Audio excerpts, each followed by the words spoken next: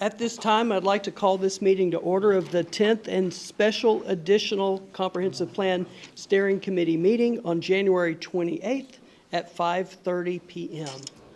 So do we have anyone from the public that wants to speak this evening? All right.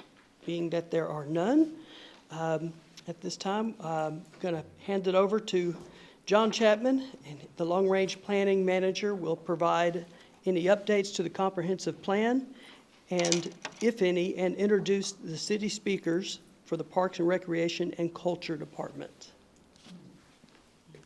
All right. Thank you, Chair. John Chapman with Long Range Planning. Really appreciate y'all being here tonight and taking time twice in 1 month to meet with us. We have very special guests and a very special discussion tonight, and I think it's even more special now that we've really discussed some of our big moves and innovations, specifically with vibrant and safe places, as well as healthy and sustainable. So very happy and pleased that we're able to be here today. We have Gary Packin with our new Director of Parks and Rec and Culture. How long have you been here now? 2 months? 2 months. We also have Michael Debrecht, who's our Assistant Director, as well as Dr. Vanera Flores Safford, who's also the Assistant Director of Parks, Recreation, and Culture. Unfortunately, Carrie Parker Berry could not be here tonight, but we certainly have a lot of internal knowledge to kind of help facilitate anything that she would have been able to help us with in terms of thinking about future and with venues and events and all of the international events that are coming here to Arlington. So updates on the plan, we're gearing up our engagement materials. So March is our next public engagement period. So I'm meeting with the consultants next week. We will make sure we have materials that y'all will be able to help us share and spread the word. We'll have online engagement as well as in person. So MIG will be hosting an online open house, so it'll be more accessible, and then we will continue with our in-person open houses as well. So looking forward to that. That's really all my updates. If anyone hasn't had a chance to comment on the future place or the preferred place type map, the time for this initial comment period is closing so that the MIG can really prepare our engagement materials. So if you've not had an opportunity to really dig into the map and provide us comments, that time's coming to a close. I will confirm that with MIG tomorrow during our meeting. So, and with that, I will hand it over to Gary. All right. Thank you. We have a PowerPoint is about 95 slides, so we'll get you out here by 10. So hopefully that'll be fine. Just kidding. Gary Packin, Director of Parks and Recreation. I was fortunate enough to what, and culture. She's always fixing me on that one. So I was fortunate to work here from 2007 to 2018. Assistant Director of Enterprise Programs, some familiar faces. Worked with both of these lovely employees, lovely people at the time, and I went to work for the City of Denton for 7 years. So I was fortunate to come back. We're going to tag team this, so it's not just going to be one talking head, so we'll move the microphone back and forth. But want to go through and give you some background about the department, some things we're working on, as well as some things that we're going to be working on, like next steps. So just a little bit about the department. As Vanera pointed out, typically we've been Parks and Recreation. Last year we added Animal Services to the team. And then this year we added which are our Cultural Expo Center esports team to our department. So they're part, and we're integrating them right now as we speak. And we'll talk a little bit about what each one of those assets do. So vision is pretty simple. I mean, we want to be the best Parks and Recreation and Culture and Animal Services department that we can be in the country. I mean, that's the vision, to be the best at everything we do. Pretty simple. Our mission, obviously, we need to sustain a focus on partnerships, innovation, and environmental leadership are some of our main focus areas, and we'll talk about some of that as well. But the vision for our department is to be the best we can be. No questions asked. Just some fun facts about the department. We have 103 parks, a little over 4,600 acres of park space, River Legacy being the largest one. 375 lane miles of medians and right-of-ways that we take care of. So we don't do just parks spaces. About 30,000 volunteer hours. A little over 200 full-time employees. Almost 800 part-time seasonal employees. Obviously, that peaks in the summertime. Rounds of golf, we're about just a little shy of 150,000 rounds. And then our budget, 21 million, 24 million, and another $13 million from a budgetary perspective. Now, what's unique about Parks and Recreation and Culture in Arlington is our cost recovery model. So we work really hard to generate revenue, and we'll talk a little about that in a slide. So we have, majority of our budget is general fund, and the other half is performance fund. So a lot of our facilities, rec centers, golf, tennis center, those are all in the performance fund. So we're trying to drive revenue to offset our expenses. And fortunately, since COVID, golf has been doing really well. So we're profiting from that perspective on the performance fund, and that allows us to reinvest back into the park system. So we do have an entrepreneurial business mindset more than a lot of departments. Some departments are primarily in the general fund from a general parks and recreation from a global industry standard, but we are really focused on entrepreneurial opportunities.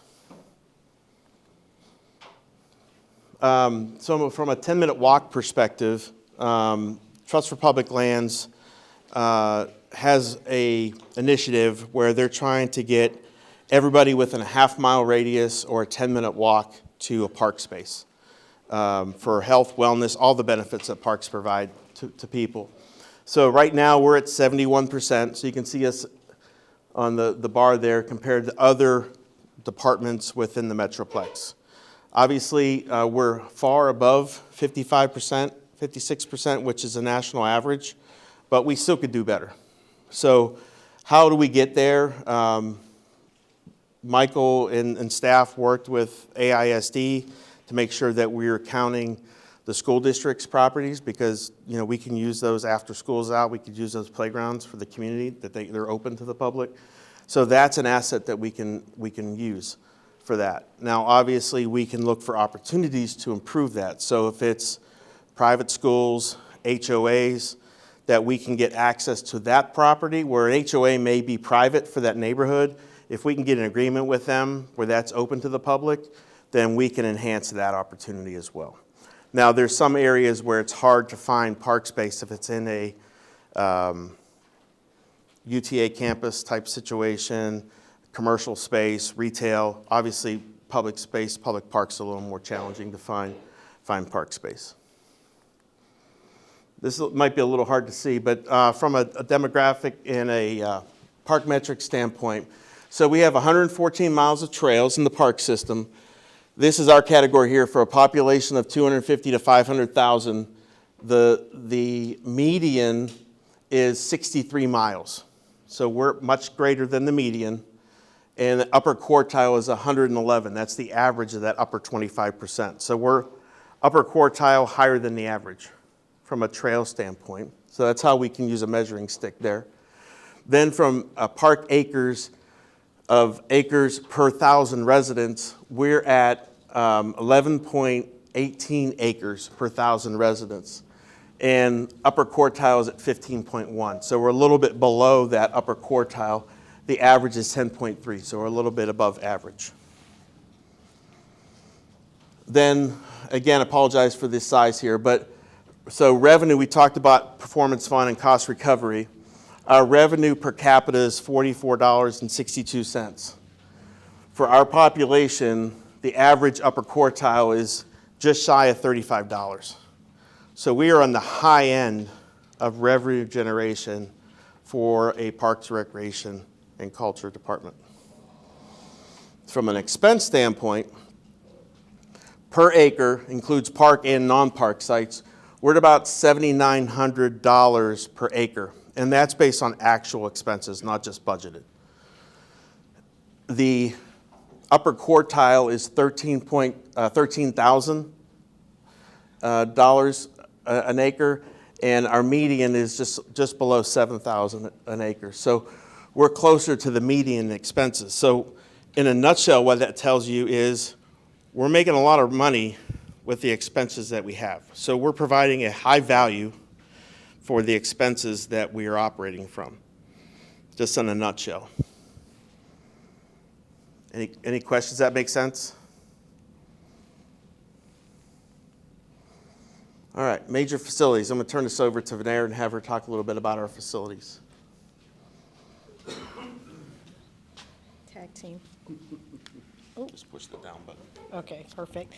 All right, as Gary said, we have a large Parks and Recreation and Culture department.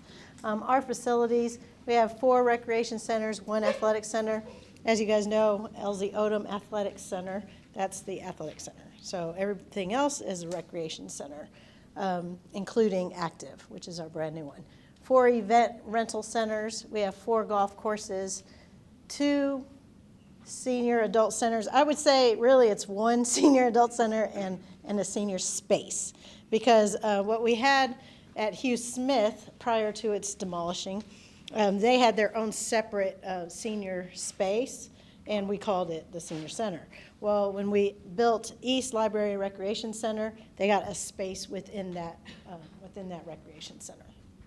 So we have 8 pools. That includes our outdoor pools and our 2 indoor pools. But we do have a partnership with AISD that co-runs the AISD Aquatics facility. We have Lake Arlington, we have our Arlington Tennis Center, we have our Nature Center over at River Legacy, and then our restaurants, we have 2. And if you guys haven't been to our restaurants soon, right now, you need to go, because we changed our, oops, did I change it? Oh. Keep going, I've got a question. Oh, okay. So we have 2 restaurants, and we changed our head of food and beverage, and he is doing a phenomenal job. So please go and visit. You had a question? I was just going to ask the difference between recreational. Oh, sorry. Hold on. Oh, okay. Going back. Okay. Anthony Powell. Okay. That question was the difference between the recreational centers and the athletic center. What's the category difference? Sure. So our athletic center really is kind of the hub of all of our athletics. It literally has an arena and 2 gyms, while our recreation centers only have 1 gym. And so it is the hub of our athletic facilities and our leagues. Somebody else had a question? Okay, perfect.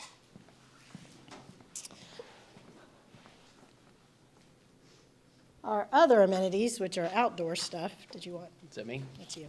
Do I have to hold something? No, just hold it. Just hold it? Okay. Michael DeBrecht, Assistant Director, Parks, Recreation, and Culture. Just throw Gary for a loop. PRNC, we're going to call ourselves Park, right? So we'll throw him for a loop. So I oversee all of our operations team and our planning team, so this is kind of my wheelhouse. We have 91 sports field. About 75% of that is a formal field, meaning like Harold Patterson, I'm playing soccer. Other ones are informal where I'm practicing, so there's kind of a combination there. We have 84 miles of, we have 114 miles of trail. This is more hike and bike, actual 12-foot path, 10-foot path trails, so about 84 miles of that. 59 playgrounds. This is kind of a weird number. It's fluctuated over the years because we've lost some playgrounds due to a park we can talk about later, and then some of the AISD amenities Gary talked about earlier.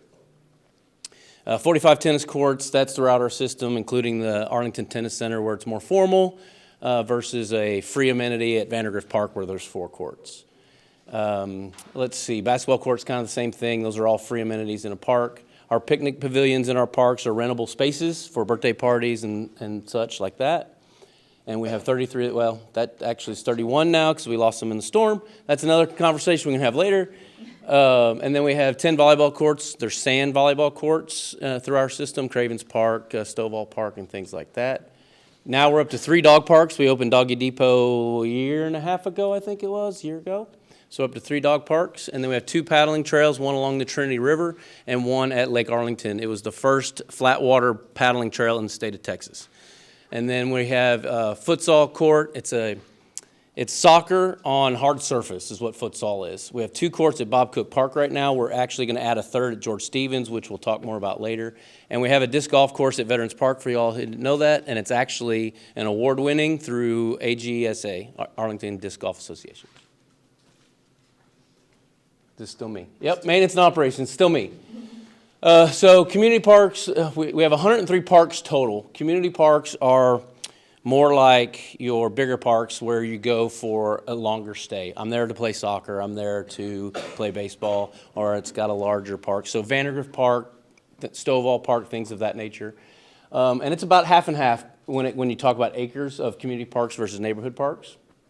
Our neighborhood parks are meant just for that. It's meant for the neighborhood, right? I live nearby, I'm gonna walk with my children and play on the playground, then I'll walk back. So your amenities in those parks are different, right? At a community park, you're gonna have restrooms, you're gonna have things like that because people are staying. At a neighborhood park, we don't have that because the intent is you live close by. Linear parks are just that. You can't build anything in a floodplain except for a nice linear park with a trail. So we have a lot of those. Mainly, you got River Legacy Park would be a kind of a community park / linear park if you imagine that 8 miles of trails up there. We have 6 athletic complexes with those 75%, so it's 80-ish fields. Beautification sites are anything from a wildflower area to a maintained median end cap. So that's kind of what those beautification areas are. And then, of course, we also maintain the municipal grounds. So all the landscaping you see outside of this building and our municipal office tower, we maintain all that. Medians and right-of-ways. Recently, we have switched over a different group. Our Public Works Department actually now maintains the medians from a mowing perspective. We maintain them from a tree and beautification perspective. So it's kind of co-shared there. Any city-owned properties, we have random city-owned properties throughout the city that we help maintain. Public art memorials, we're doing a lot more of this. We used to have a sculpture trail that kind of went away with the new stadium, but we have a nice, wonderful sculpture garden, if you didn't know, at Meadowbrook Park. I think there's 12 or 13 sculptures there. We're trying to grow that as well and kind of rebuild that sculpture trail through the entertainment district. I think we have a couple of examples of that. And then, of course, we talked about the dog parks. And then Lake Arlington is 2,250 surface acres. And then we also have a cemetery we maintain over on Mary Street. And 2 community gardens. Yes, and two community gardens. I don't know what the next slide is. You? me. Okay. All right, special events. This actually is just a snippet of special events that we have. Because we do citywide special events, as you guys know, FIFA, Java House, what is it called that, right? Java House Grand Prix. We do Light Up Arlington, which I hope you guys have been to. We do Oktoberfest, Daddy-Daughter Dance, which we can talk about later. River Legacy Fall Festival. We've done Father-Son Day at the Lake, Old Town Christmas over at Dottie. And why I say these is because we do have a lot of local, like recreation center type events that you can go to. Quickies with the Clauses, Yappy Hour, that actually has been canceled every year because of rain, but we are going to try again. Golf Demo Days, the Arlington Bass Classic, Mayor's Holiday Luncheon. We have Aging Well Expo, which is one of our biggest for our seniors. We have that over at the Esports. Tents and Tails Camp Out, we have that over at River Legacy, but that's hosted by the LZ Odom team.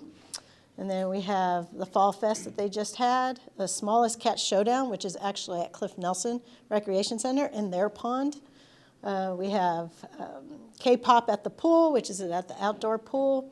We've had Winter Wave Movie Night over at East, the Spooktacular Sock Hop, Pumpkin Pie Social, which was over at Active, the Freedom Walk and Peach Cobbler, which is over at the Active, and then we had our first one, our Doggy Dip, right, over at our outdoor pool. All right, Esports Expo Center. So former Arlington Convention Center. The past couple years, it was esports. Arlington Museum of Art is in half of that space right now. They have exhibits. The other half is esports, and then we have some conference breakout rooms. So right now, you can see on the bottom here, AEW Wrestling has been here for the month of January. Their last show was scheduled for last Saturday, and it got canceled because of the snow. But they had 2 shows sold out. It was on TNT and HBO live, so that's pretty cool.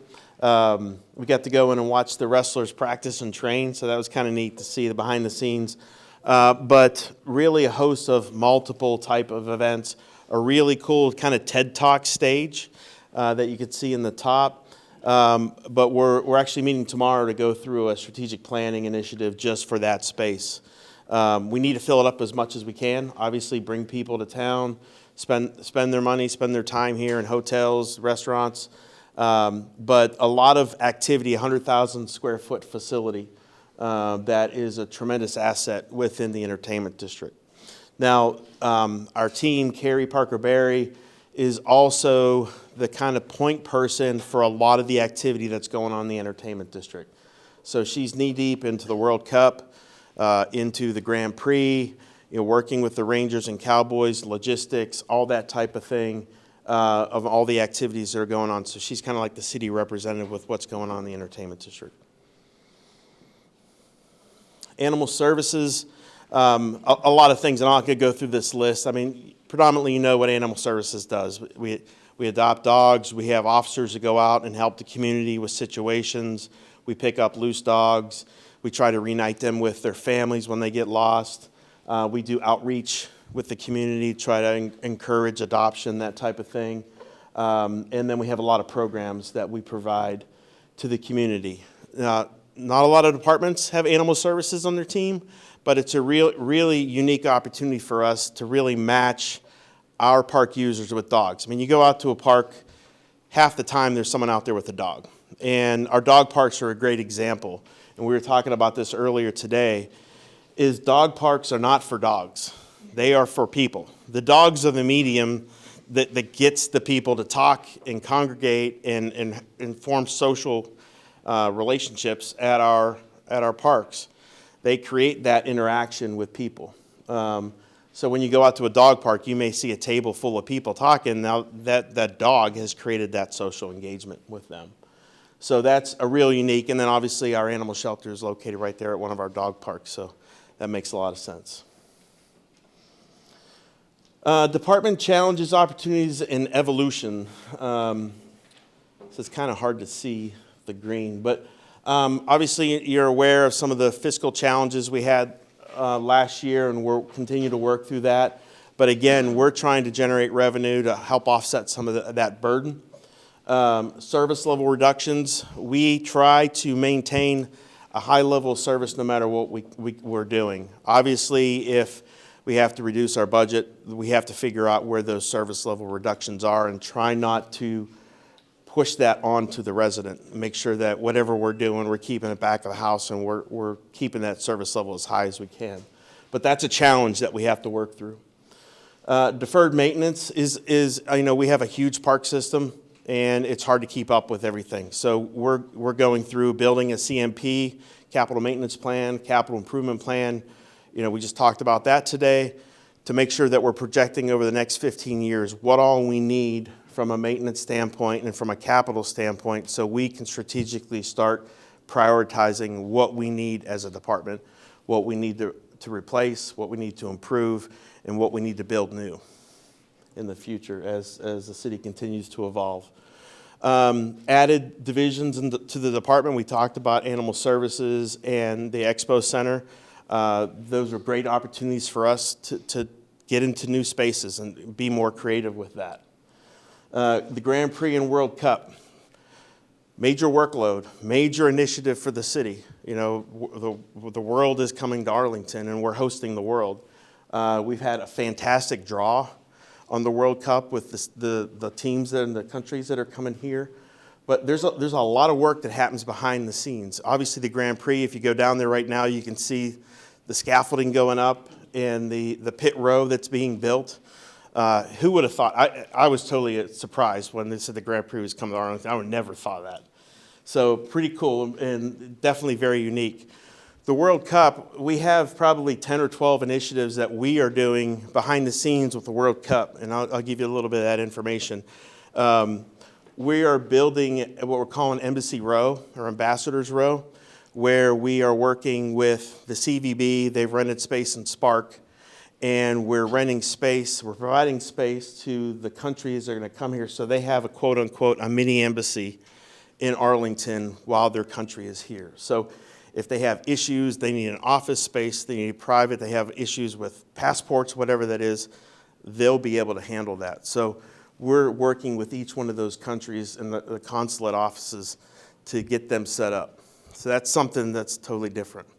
We have a couple art projects we're working on that are going to be donated to us. So we'll show you those here in a second. But there's a lot of logistics. You know, like the Netherlands, we're going through and figuring out, the Netherlands specifically, they like to meet in certain areas, and then 10,000 of them walk to the stadium. So we're coordinating with the Netherlands right now on a place where they're going to congregate, so we can provide them safe space and make sure that we have services for them. So when they walk to the stadium, police and fire are aware that that road's going to be shut down, because there's going to be 10,000 people walking down the street. Each city has its unique perspective. Britain, England is a little bit more aggressive on the soccer, where Japan is very courtesy. They have a lot of courtesy. They clean up after themselves. They clean up after other people. So totally different lifestyles, demographics, population. Each country is a little different what they're going to be bringing to our community. So we're trying to prepare all those logistics.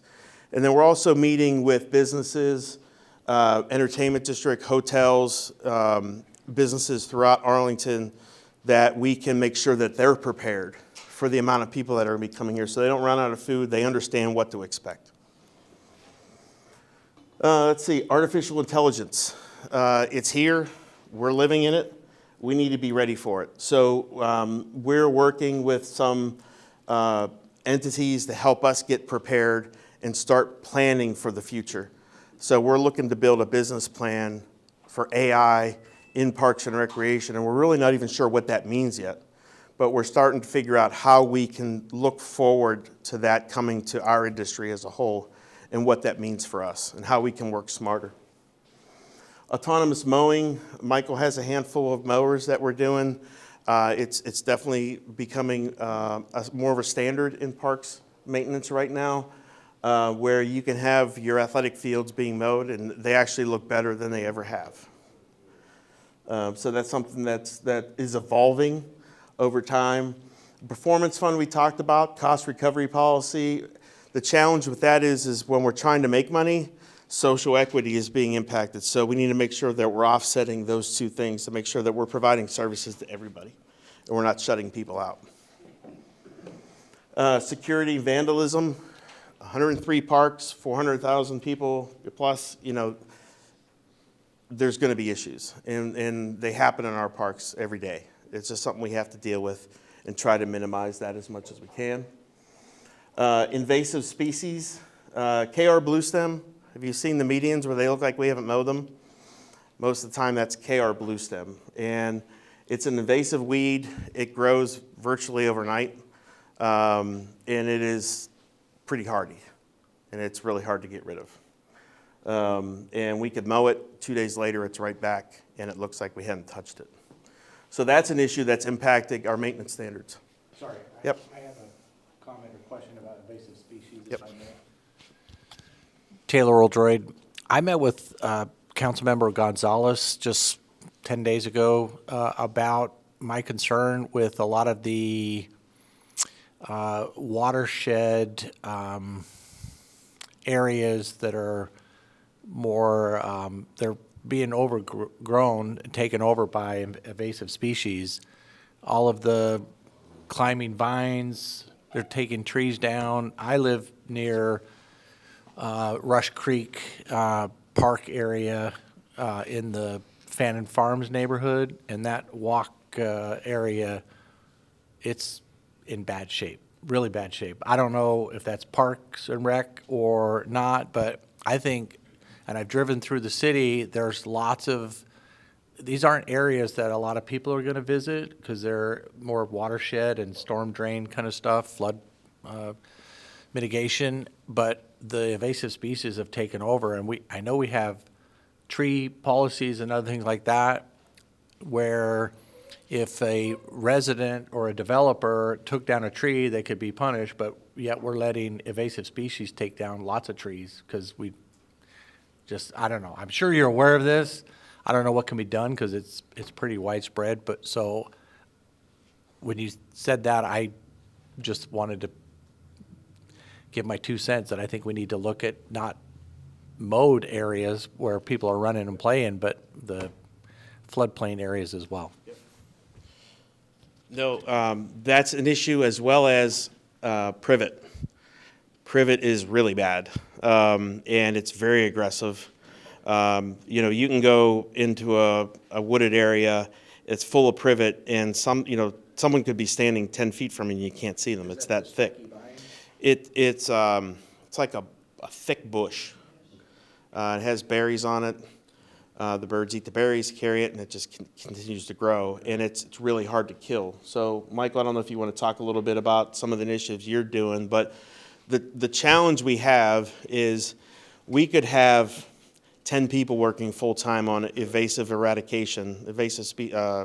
eradication, and we're still not going to get ahead of it. Yeah.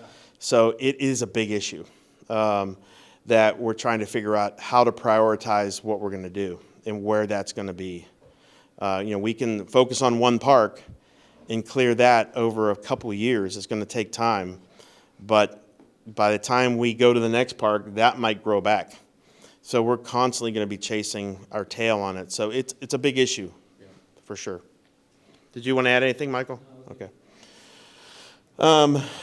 Lighting infrastructure, our sports lighting needs to be flipped over to LEDs is an issue. And then we're also looking at whether, right now we have natural grass, whether we should flip over to artificial turf. A lot of facilities are doing that. It gives a lot of flexibility. It's not necessarily perfect. You have to replace it at some point in time, but we can save water. We can be a little more flexible and a little more aggressive with our sports tourism, and we can play year-round, and we can play, even when it's raining. We can still do that. Volunteering, we're seeing a decline in our volunteering efforts, so we need to continue to push that and promote that as more and more. We really depend on volunteering, from cleaning up our parks, our linear parks especially, and then helping out with our animal services is a big deal as well. And then ADA digital compliance is making sure that we're following federal guidelines that are going to go into effect later this year in regards to ADA accessibility online. Any questions about any of those? All right, some current and capital projects. Partnerships and sponsorships are a big deal. We had mentioned traditional and non-traditional revenue sources. We have a partnership with Texas Health Resources, and we're working on another one as a potential naming rights, or like powered by Texas Health Resources at Active, that they would give us an annual payment to help offset some of our operating costs. So that's new to us from that perspective. But we've had a relationship with them for about 10 years, so we have various marketing opportunities with them, and they give us revenue that we can use for park improvements. And then Go Ape is another one that we worked on 10 years ago, I guess, at River Legacy, to bring a business into our park, and we get a percentage of gross sales. So we're trying to do more and more of this. When you say a business, like concessions, food, drink? So Go Ape does high ropes course. So Okay. you pay to do the high ropes, and we get a percentage of those sales. Is that online now? We have Go Ape in our park? Yes, it is. Yeah, it's River Legacy East. Yep. Active? I'll talk about the building and then give it to you. All right, this is a two-phase. I'll hand it off to Dr. Vanier here in just a minute. So back in 2017, voters approved money to build a 50-plus center, and that came to fruition finally last March. 72,000 square feet, almost 73,000 square feet, $57 million later, built you an absolutely beautiful, beautiful building that I'll let Vanier talk about how well they're doing. It's got a large indoor gym, as you see here, and a track upstairs, and 2 indoor pools. One's a therapy pool, and one's just a regular lap lane pool, and then it's got space for more senior type activity. So I'll let Vanier talk about the programming. So Active actually has 2 sides to it. It's a social side that's open from 8 to 5, and our active side that's open from 6 a.m. to 8 p.m. On those things, we have memberships that range, over 10,600 people that are members at that center. Unfortunately, or fortunately, we only have 63 fitness classes for those 10,600 members. So some of the issues that we have experienced here, I think, one, we knew it was going to be popular, but I don't think we ever anticipated that we were going to have over 10,000 members within the first year. It was crazy, right? But actually, we just got an email from Dr. Bing, who just retired from UTA, and he absolutely loves Active. He goes, and he said he's never been stronger than since he's been going there. So Active is a fantastic place. We offer everything from pickleball to social things like the pumpkin and pie. We also have billiards. We've actually had to change the tops of the billiards on the billiards tables already because they play so much. They're there every day. We also have Meals on Wheels that offers lunches there Monday through Friday, except for yesterday because of the ice. But we do all kinds of special events, so you can actually rent that facility out. The caveat is you have to be at least 50 to do so. But you could have like your graduation parties there. We've had 50-year-old birthday parties, and they've just been renovated into something extraordinary. It's a beautiful space. So we also have an outdoor pickleball court that's not really technically part of Active because anybody can go there and play it. And then our other community garden and greenhouse is at that park as well, Centennial Park. All right. Another one of the partnerships or kind of business entrepreneurial things that we're working on is bringing kayaks to Richard Simpson, Bowman Springs, and Richard Green Linear Park. We had kayaks and a vendor at Richard Simpson, in the past. These ones are more like your Amazon self-service where you scan a QR code, pay your fee, do your registration, and the door opens up and you can rent that equipment, take a picture of it when you put it back, and all's good. So we're trying to activate our spaces as much as we can. Obviously, people using our spaces, they're healthier. And then specifically Richard Green Linear Park, we're trying to find more things for people to do while they're in the entertainment district to get them to stay longer. Not just go to a game and leave, but hang out, walk the park, paddle the park, eat dinner, have a few drinks, whatever it would be, go to a concert, stay in town, spend your money. We talked a little bit about artwork. So the top left is a World Cup project. This one's going to be delayed and probably till after the World Cup. It's called Eye of Hope. So we're working with a company on that one that would be donating that to the city. The one on the bottom left is Heartfulness. That's going to be dedicated next Thursday, 4 p.m. You're all welcome to attend. South side of Randall Mill Bridge, right there on Robert Cluck Linear Park, which is on the west side of Johnson Creek. Then the one in the bottom right is called, what's the name of it now? Texas Boot.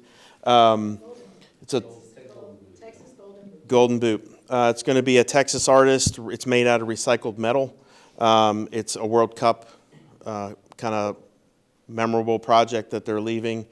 You can donate money for a brick, get on a plaque, that type of thing around the perimeter of that. And that's going to be located south of Globe Life at Stadium and Cowboys Way. So there's going to be a press conference as of right now scheduled for next Thursday to talk about that, Tuesday, to release that information. And then at top center, underneath the Kim Brymer Bridge, we get a lot of vandalism and graffiti on the bridge abutments. So we're doing some creative things. We're trying to kind of create a living mural.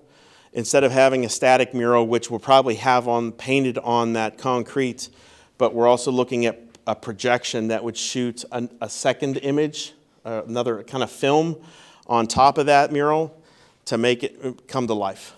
So that way we can also change it for what's going on. So those examples up there are FIFA, and then the other one's a Grand Prix where that flag is moving to kind of symbolize the Grand Prix that was going to be here. So we could change it based on what's going on in the entertainment district. We can change the light colors on the bridge. So if, Miami wins the Cotton Bowl, we can change it to green and orange. immediately after the game's over. So we're looking at providing those unique opportunities and experiences for people within the district.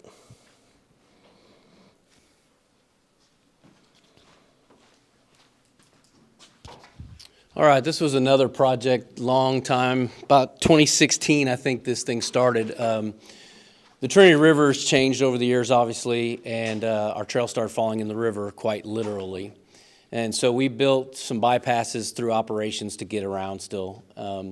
So we did a couple bond projects. 2018 was the big bond that passed to do this. We did two and a half miles of realignment. So now we're a part of the DFW Discovery Trail that's going to be 66 miles long when complete. And so our 8 miles is now done. So we, again, long time in the making, from Greenbelt Road all the way to 360 now is in Arlington, 8 miles wide open, and we're open and ready to roll. So that was a project that took a long time, but we're happy it's open. This is N.L. Robinson Park down at Park Springs and Pleasant Ridge is our newest kind of neighborhood park, about 13 acres or so down there. It is named after a pastor from Mount Olive Baptist Church who lived in that area, and this is now underway from a design perspective. We're not ready to construct it yet, but this was our conceptual master plan that was approved just last month. So back in 2018, AISD and the city did a partnership, interlocal agreement, I should call it, to where we swapped land. Old Helen Wessler Park over on Sherry Street is now Rodriguez Junior High. And so they had old Roark site just less than a mile north of that, maybe a half mile or so. And so we basically swapped land. And so AISD said, if you let us do this, we'll put all the money in to build you a new park. So this is going to be a beautiful park for this neighborhood over on Sherry Street, just south of GM, south of Abram. It's only 5 acres, but it's going to have a 12,000 square foot splash pad. It's going to have an all-inclusive playground and these fitness stations. So that finally has broke ground. So we're ecstatic about that because that was, again, with the partnership with AISD, it was long-term in the making. What did I skip? Al Rollins Park. So Al Rollins is a name, if you're from Arlington, you've heard forever. He was part of the city management team for a while. I think he was technically the first parks director. So he's got a long history. He was a civil engineer who ran a business here in Arlington for 50 years or whatever, long time. And so he's had a park named after him for a while. It's by the Southwest Library on Green Oaks, if you're familiar, east of Park Springs by a little bit. And so we finally get to build his park. Park Hill actually donated all the conceptual master plan to make this happen because Shirkle Rollins was his company, who's now a part of Park Hill. That's how all that came about. And so this is underway. We'll open that in April. We're pretty excited about that. Here are the mini pitches we were talking about earlier. This is currently at Bob Cook Park. When we did the East Library and Recreation Center, we had an opportunity of rundown tennis courts that weren't being used for tennis. They were just, I don't know what they were used for. So we took the opportunity to build futsal, mini pitch is what they're called, but they play soccer on a hard surface. And then what we like to do in parks is try to make amenities that anybody could use. So actually what you see in the middle of that's a pickleball court. So if you have a net and pickleball paddles, you can come play pickleball, instead of futsal. So we try to make amenities there for everybody. The reason this is up here, we're working with FIFA right now. George Stevens Park, just north of us here. We're going to build a mini pitch in that neighborhood for them. So we're really excited about that, a new amenity for that neighborhood. And so that should open right before the FIFA in June. All right, Lana Wolf Linear Park, not too far from here. It's a part of Julia Bergen Park question. Sorry.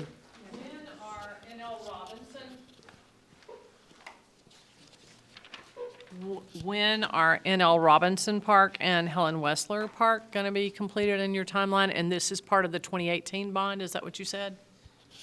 So the N.L. Robinson was the 2023 bond. Okay. The Helen Wessler was an interlocal agreement with AISD back in 2018. So it wasn't actually a bond project. So AISD, because of the funding, the land swap, they funded it. Helen Wessler will be open by the end of this year. And N.L. Robinson, basically the same time, fall of this year. You're welcome.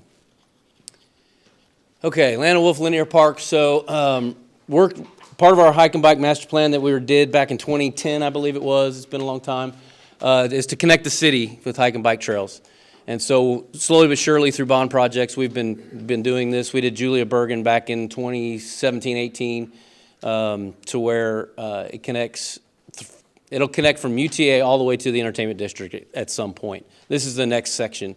So right now it ends at Mitchell Street. That's Collins. So this is Mitchell. That's where Julia Bergen is to the right. And currently it goes down under Center Street / Mesquite. That's where it splits. And then comes back up into UTA. So all that's connected right now.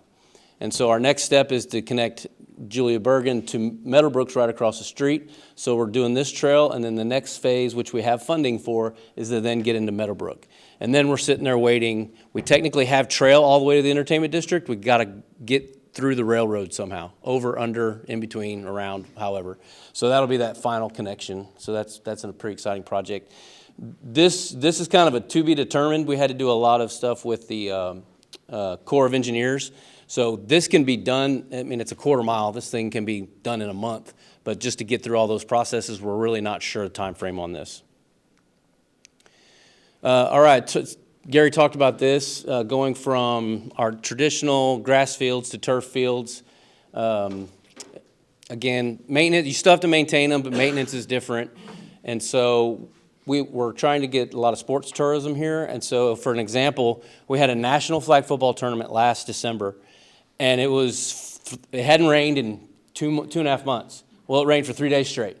And we literally had 3 inches of water on the soccer fields, and we have people from all over the country who have, in our hotels, spending money at our restaurants going, we're playing tomorrow. And we're like, no, we're not playing tomorrow. So we basically, all hands on deck to come make the fields playable, and we were able to play for them. So they kind of tore them up a little bit, but we fixed it. But moving over to turf fields can stop that, right, if we're trying to bring in that national, even regional exposure. A field house is a vision moving forward. Mansfield has one, just kind of a large area. We can play mini volleyball, mini basketball games, that kind of thing. And again, sports tourism is what that's focused on. I'll let Gary talk a little bit about this one. Oh, question. Victoria Farr-Myers, just question. The field house, where do you envision that within the city? We don't really have a location. Ideally, somewhere close to the entertainment district. Kind of what, to Gary's point earlier, you're here for a Cowboy game, but you could also come here for your daughter's volleyball or your son's basketball or what have you. And so it's all kind of connected to those trails and things like that. Nope. Anthony Powell. Back when we were talking about the connection, I guess, with, get it right here. Yeah, going up to the railroad and connecting up through Meadowbrook. Are there preferences from a parks perspective on how and where we cross the railroad? Because that's one of the things we've talked about in the comprehensive plan is needing that access. But, there are a lot of different options. So is there anything that the Parks Department would prefer? I don't want to speak for everybody, but I don't know that we really have a preference just to really get over or under it. Right now, you can get there. You can go through Meadowbrook Park, you can go under Abram, and then you can walk the sidewalk all the way over to, I think it's Stadium? And then it's an at-grade crossing at the railroad. So technically, you could walk from Meadowbrook Park right now all the way to the entertainment district. So over and under, I don't know that we would have a preference. Obviously, a direct route, if we're following Johnson Creek, would probably be the preferred route. Just take that straight north. Yep. Before you get off the floor. I'm Bruce Dalton. Looking on the park planning, I'm just wondering if you revisit existing parks, especially ones that are underutilized, such as BC Barnes, that park was only done halfway, and you've got half the park is just empty land that the sign's sitting on Daniel Street, but there's no access to the park from Daniel Street where the sign is, and just empty land. So when that was envisioned, that was supposed to encompass all of it, but they only did half of it. Is that part of the planning process? Yes. So to answer your question, when we take, a lot of parks go in phases based on funding, right? So we have a major conceptual plan, but we can only afford X. So that's phase one. And so what we do when we're planning ahead, we push those projects to the bond committee. So we go through our processes for our CIP program. We say, BC Barnes, to use your example, needs to do phase two. And sometimes those projects from the bond committee don't get pushed to council and then go to the voters. So yes, we are always looking at doing phase one, phase two. We have plans for all the parks, whether that's an upgrade, like at Fielder Road we're doing right now. It's getting a full renovation, which was a bond project, or adding. That phase was done when Robert Rivera was councilman, and that was 4 council people ago. Yep, I agree. Yeah, I agree. Can you dust the mothballs? We'll keep pushing it forward. Hi, I'm Jody Tettleton. Hey, Bruce, the bond committee, I sat on that a couple of years ago, and we did all the parks Michael's team presented, and you got to pick and choose, and a lot of times that group has a pretty good idea, but then Michael still gets left high and dry with what he, a few of his choices.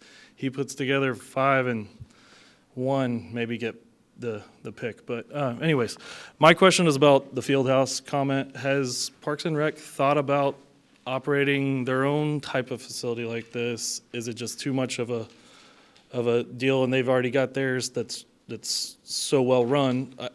This is my wheelhouse. The turf fields and the Fieldhouse concept are really, really good things for our community to have. I'm curious about where you'd want to put them as well.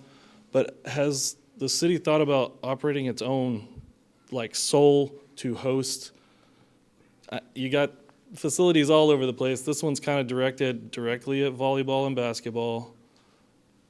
Just your thoughts on that, and maybe the turf fields. I guess you just pick stages. You got so many fields. You got to choose the location and go for it. So from the Fieldhouse comment, ideally, I think we would want to run it. Would you agree?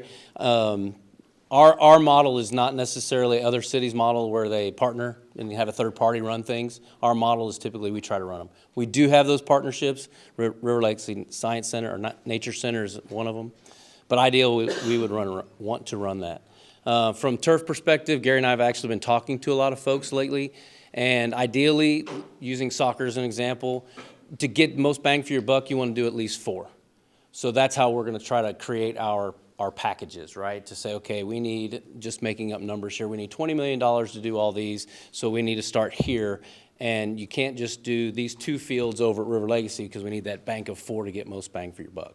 So that's how we're going to kind of piecemeal that together. So it won't be necessarily based on exactly need, but more economical. Just to add to the field house, the thought process was, during the week, residents, during the weekends, tournaments type thing, to try to make sure we're balancing the community's needs with opportunities to create sports tourism. So I know there's been some discussion about a cultural center with the group, and we've had discussions in the past about a multi-gen center, something in Central Arlington, Vandergrift Park. Bob Duncan is in injury time at this point in time, to use the World Cup terms. It needs a new look. So I just did some Google searches online, and it came across, this was kind of neat because it filled in that kind of environmental perspective that we want to live by, and it was creative and out of the box and modern and all that. But just to kind of get your minds thinking of multi-gen cultural center, what does that mean? Not sure, what the needs of the community will be, but something that we can put on our vision for our next master plan, which we're going to be starting here later this calendar year. And then, deck parks are a hot thing right now. Obviously, Dallas has been very successful with what they've done. You've seen all the private development that's occurred around that park over the past 10 years. It's been very successful. It's been a model for other cities. What can we do with a deck park, especially in the entertainment district, that could bring people there? It could spur on more development. It could provide more space for our residents to use. So another kind of concept of, what that would be. Maybe it's not a soccer field, but maybe it's just something. This is just an online image that I found. And then next steps. So obviously we can't do all this in 1 year, 6 months. It's going to take some time. But let me walk through this. So, right now we're building a new vision for our next gold medal team. Arlington won the gold medal in fall of 2018. It was the first time we won the gold medal. We've been a finalist, and the gold medal with our industry is the best of the best. That is what it is. You're winning the gold medal just like the Olympics.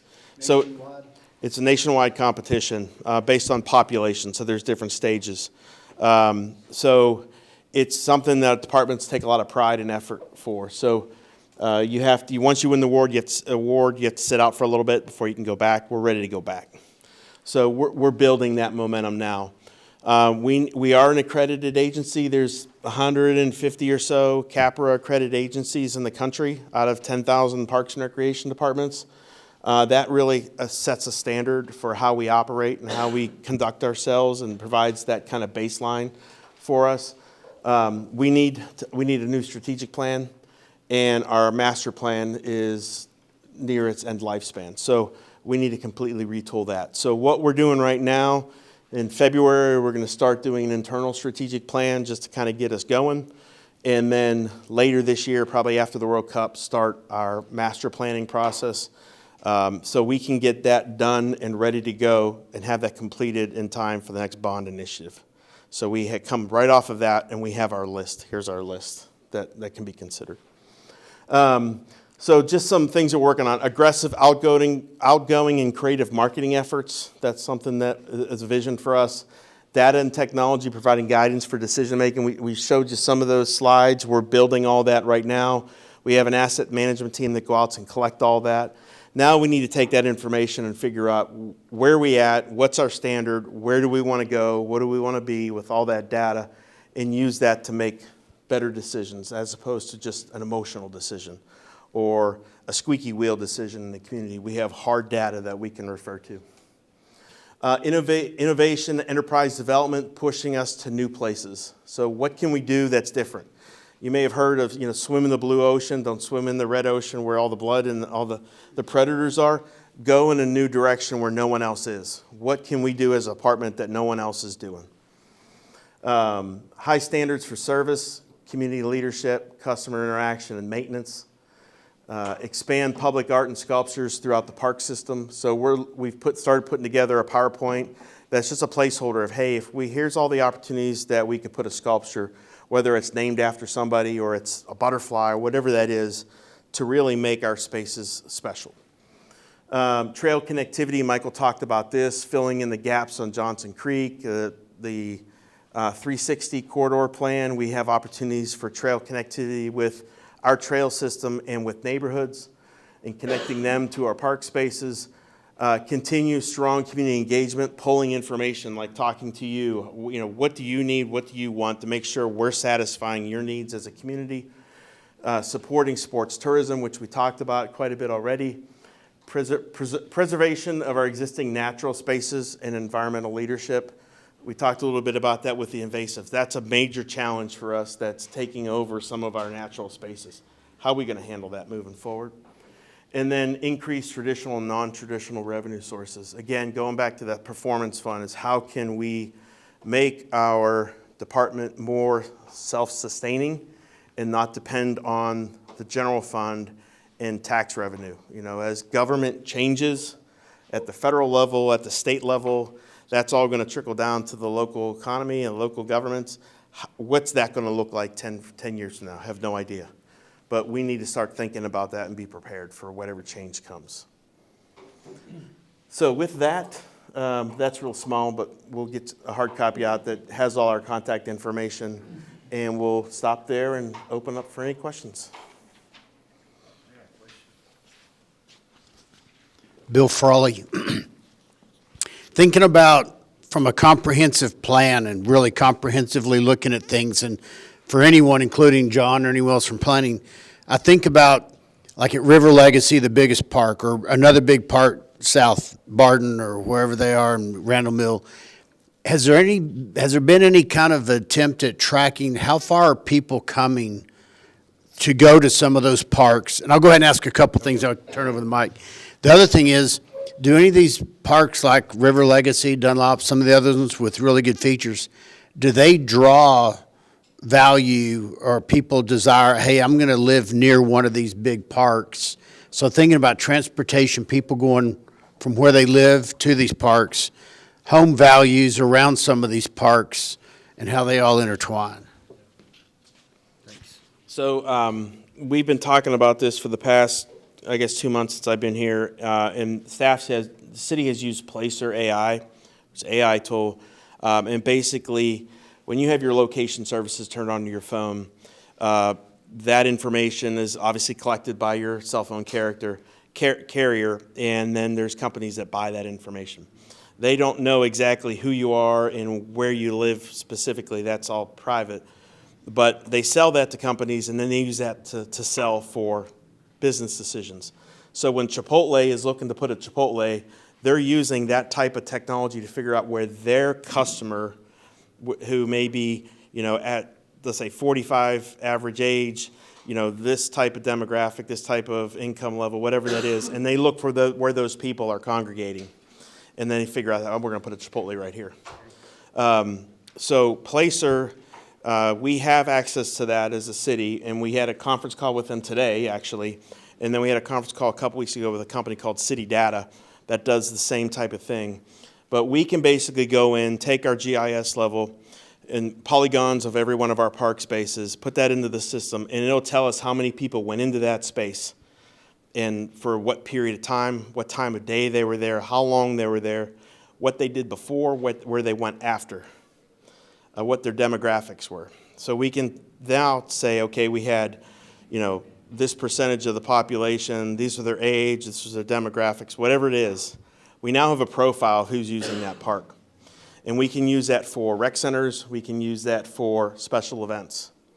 So that is where we're going to head. So we have more information. Now we can use that information to help get sponsorships, to help offset some of that, because we can say, hey, Chipotle, here's your demographic that you're looking for. This is who's coming to this event.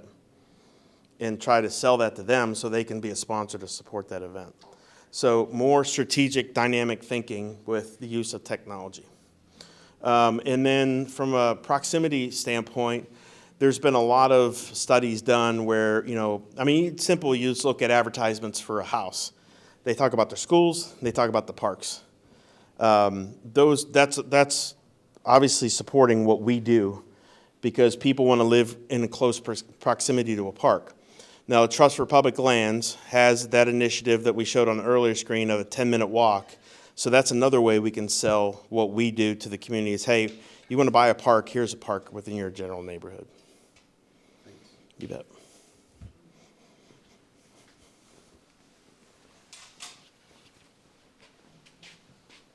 Yeah, Joseph Murphy.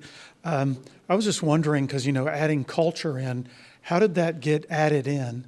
And, with the parks and recs, you have the physical manifestation, which are the parks and recreation facilities. But what do you envision as the physical manifestation of the culture element in the addition? So I think a quick answer to that is we're already doing a lot of that. That is what's happening in the entertainment district, the special events that we do, the activities that are happening at the Expo Center esports. Now, what can we do with that moving in the future? That's going to be part of our next Parks, Recreation, and Culture Master Plan. So we can really get information from the community and what they want to see, where they want us to go. Well, going a little bit further on that is, I think we're natural partners for that because, we're planning an AAPI celebration over at Active, which is the Asian Pacific Islander, if you guys aren't aware. So I think it was a natural bridge. It was a way for us to expand our reach. And so I think it just made sense. Now it's just putting more of an emphasis on it more than it had in the past. Jeremy Sidmore here. I am curious when you're working or negotiating contracts with your partnerships, Are there specific requirements in terms of your social equity policy with those partners?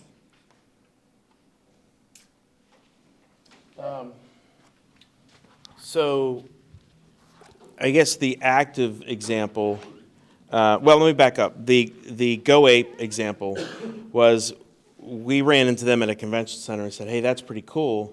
Would you be interested in partnering with us? And just started that conversation from that perspective. And it's something that we felt was a good asset to the city, that we didn't have a high ropes course. It was just something different. It was a tourism kind of angle.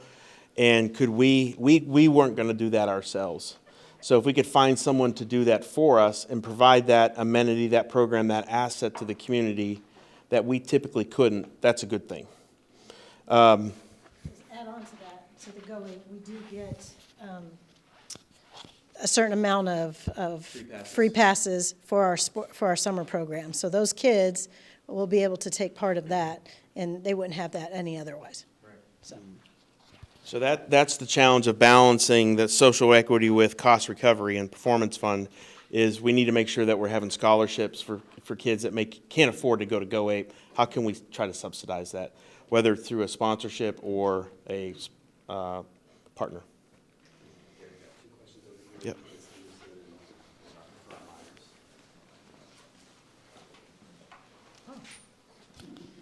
Nia Henderson, I have 5 questions, so I'm not going to ask them all, but I want to start with specifically on active. I'm an active member. I'm one of those early members. I love it. It's a fantastic facility, and we did not foresee the uptake. And yet the percentage of our community who are at that appropriate age are 35% of our community members, and we're nowhere near that capacity at active yet. And yet you're planning to get there. I congratulate you for that. I think that's wonderful. And so when we're thinking about these other things that we want to add, I want to encourage you to keep in mind multi-use throughout the appropriate hours. I'm thinking about, I just came from our church, and there, it only gets used a certain portion of the day, and it can be utilized for other things throughout the day. And so segmenting and not necessarily having it just for 55 or just for kindergartners, and multi-use as you do all of these separate things. So thank you for thinking bigger. I think that's wonderful. One of my specific questions is, where does your budget come from? Is our strategic plan going to specifically affect the budget that you get? I don't have that answer. Can you give me that answer first, and then I'll ask another question? I'm going to answer where your budget comes from first, and then I'll answer how the comp plan might. Okay. So let me go back to.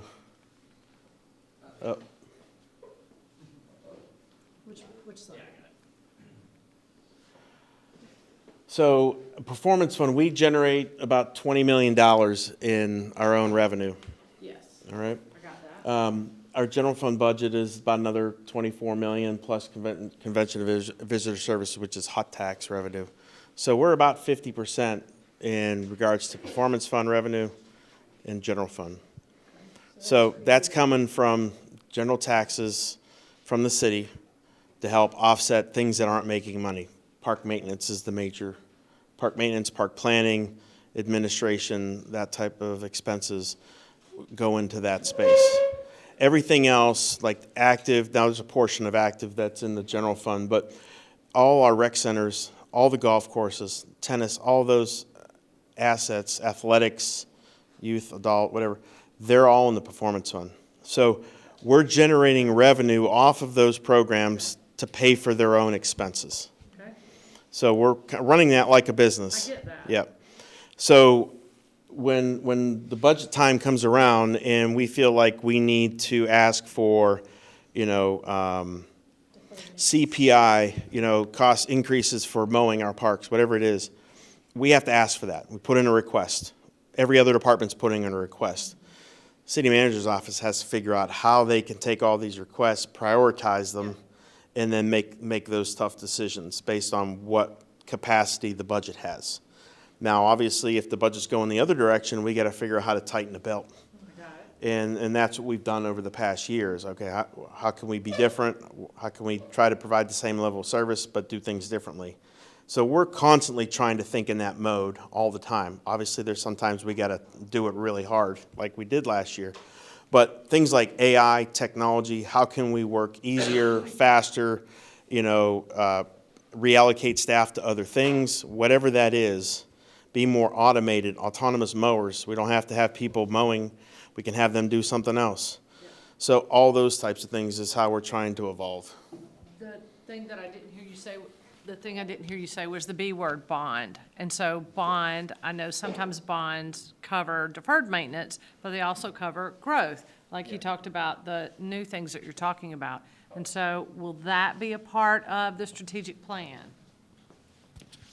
So yes, the comprehensive plan will address maybe some ideas for some big catalytic projects that may need to be budgeted through a bond program, or if it can be addressed through capital improvement projects, then that would be noted as well. There may be some policy adjustments, as Gary's already said, they're trying to look how can we increase our performance fund budget by drawing in more dollars by utilization of existing parks, and how can we maybe improve our parks to generate more money and offset the general fund.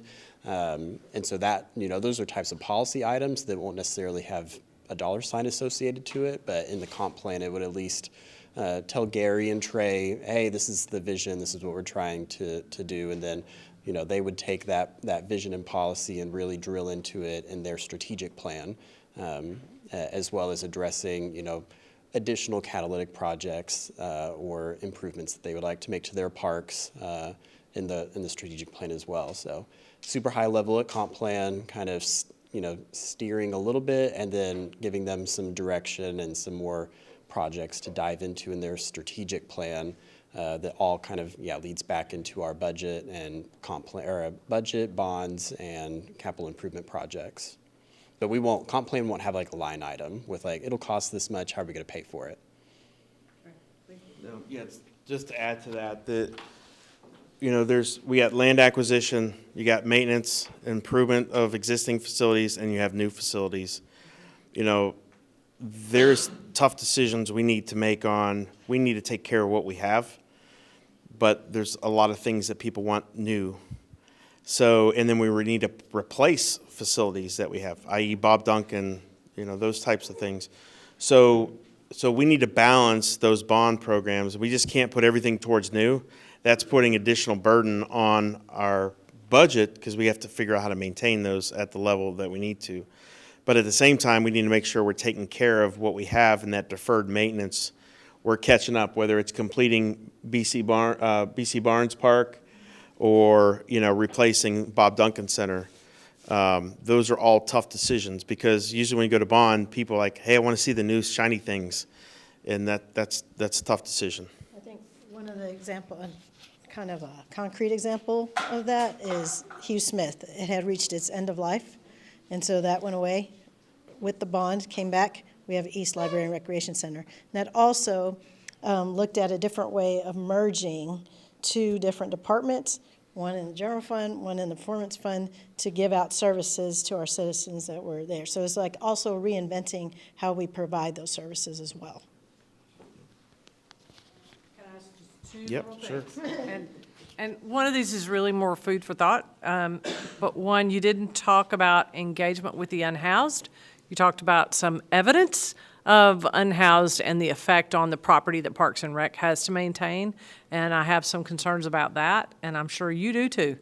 But I'd like to know more about that because as we're talking about our population growing, 40,000 during our time that we're planning for, and how that affects who and what we do. The other thing was you talked about working with HOAs and utilizing their properties, which triggered a thought in my head that HOA property gets a different mindset from citizens than city property does, of course. And you also talked about volunteerism with the city and Parks and Rec going down. And I think you did bring up the Department of Communication or communication within the department.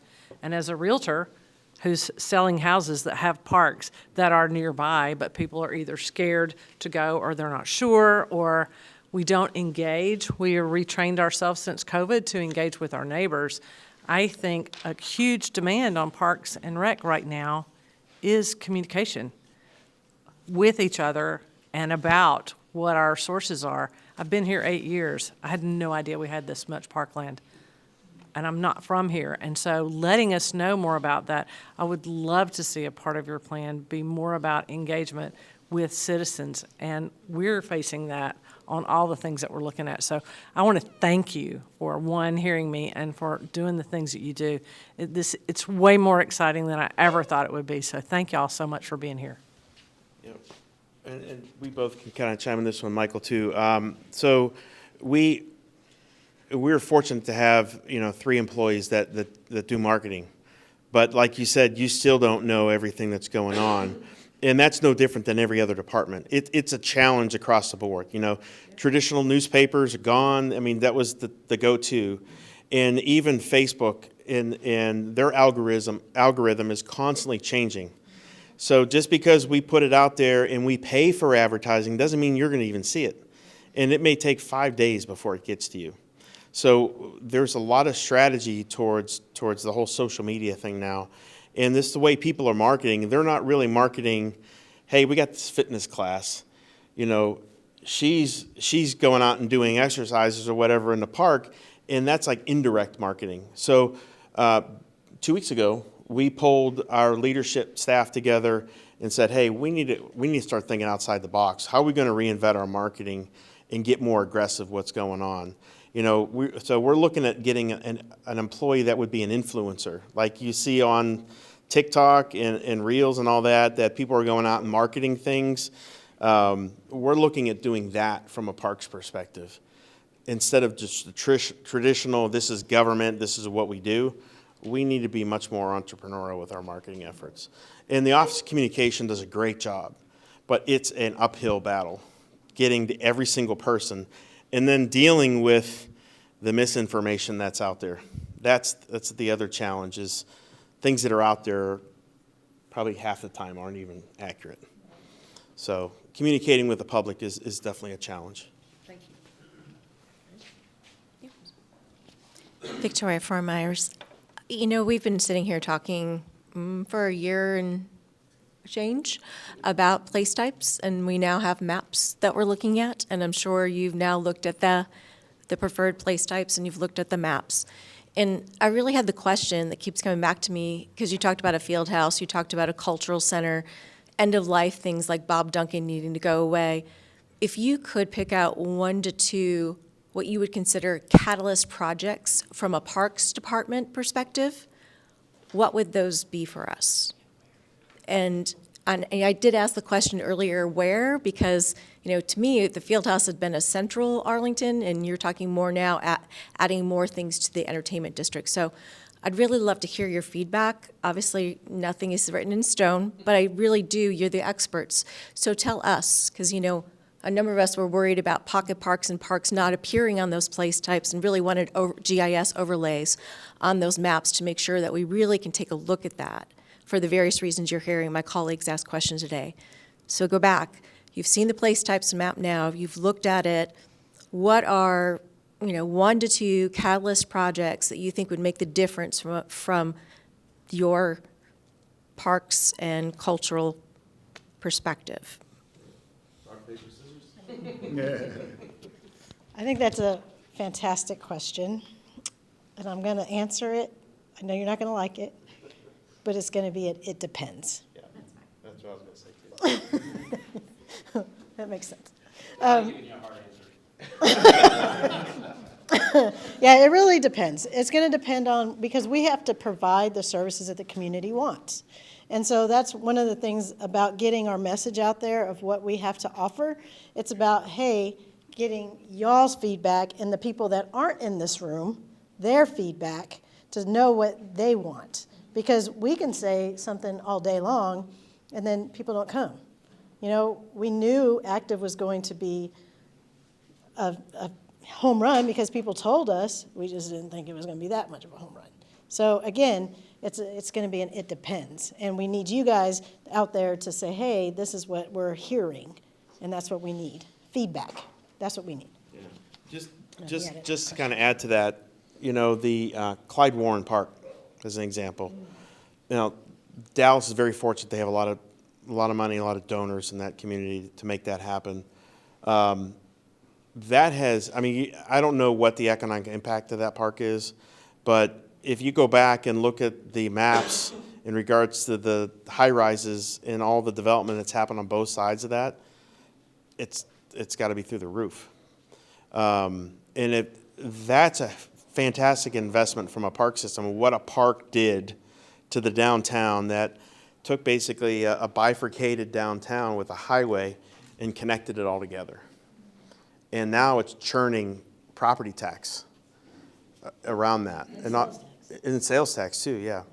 So I think it's how can we try to find those nooks and crannies that are going to make a big difference for the city, not just Parks and Recreation, but for the city as a whole. How can we bring people in to spend money in town, support our businesses, but also help offset our operating costs and even maybe our capital costs with recreational opportunities that our residents can then benefit from. So that's a balance.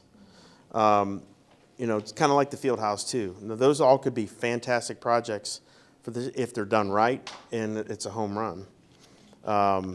They may not all be perfect, but it's like how can we find the need, make sure that we're meeting the need for the residents first and foremost, and then considering the operations of it as well. You're right, that wasn't an answer. Can we reshape it to make you answer what are your top 2 or 3 most successful products that I can answer. Parks and Rec shine? Most successful products, that's pretty easy. Active is obviously one. Harold Patterson, I would say, is another. River Legacy Park is definitely one. Texas Rangers Golf Club has been. So I won't be scared. I'll answer your question for you. So for me, just because of my background, it's reinvesting in what we have already. The new shiny penny's great, right? Active's fantastic, all that stuff. River Legacy's old and tired. Harold Patterson's old and tired. BC Barnes is old and tired. So what we did this past bond election is we really focused on current infrastructure. LED lighting that Gary mentioned earlier. HID lighting will go away. I won't be able to buy bulbs for our sports fields soon. That could be 5 years, it could be 10 years, I don't know. And so while you walk into a park system and you go, golly, Active's so beautiful, $57 million, that's great. Well, we built a park, a neighborhood park, that needs to be just as shiny penny as the others. So in my perspective, anything that we could do to upgrade what we currently have. That would be, I think, a major focus for us. I think there was this way. Which way? This way?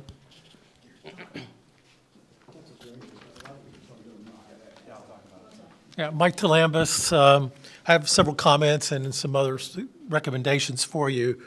Building on what you just said about that, reinvesting in parks and piggybacking on the deck park. I personally would be opposed to any deck park. As a taxpayer, 2/3 of the city will never visit that deck park. But you're going to ask the citizens to pay for a deck park along with private partnerships or something to generate economic benefits to refund back into the Parks Department. People are going to travel through I-30 and they're going to bypass seeing Arlington because they're going through a tunnel and they're not going to see the stadiums and the beauty of Arlington off the I-30. So take that off your list, deck parks. I don't think that's should be on a major. That's nothing that we have in the plans by any Okay, means. That's gotcha. That's like a wild, crazy vision Right. that we threw out there as an idea. I like your multi-generational concept, and in the comp plan, we're kind of promoting a cultural arts center, somewhere placed at the symphony and the Arlington Band and the Dance Theater of Arlington, whatever those are, the Theater Arlington can all perform for the community, wherever that's located. So kind of put that on one of your slides. Going into River Legacy, it'd be nice to see some place finding like you have at Fish Creek, coming in and out of Arlington when people are riding their bikes or walking along the trail. This is Arlington.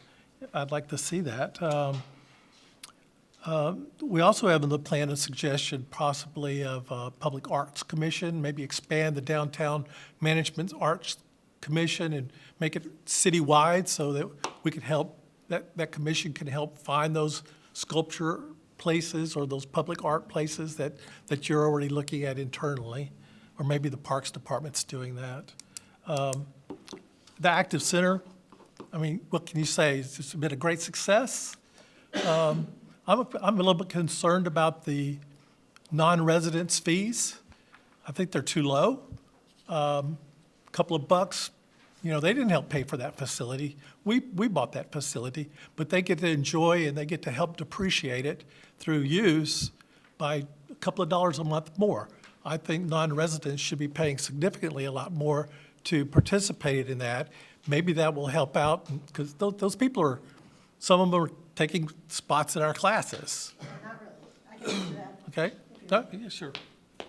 So we actually have a lot of that. Everybody kind of thinks that we have a whole bunch of non-residents. It actually is only about 1,100.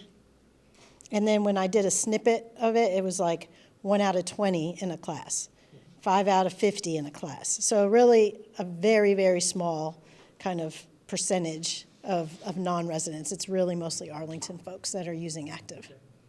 So, A couple more items. sure. More on the long range. You know, as we're looking into the future, as the AISD school, the population decreases, I'm sure they're going to be closing schools.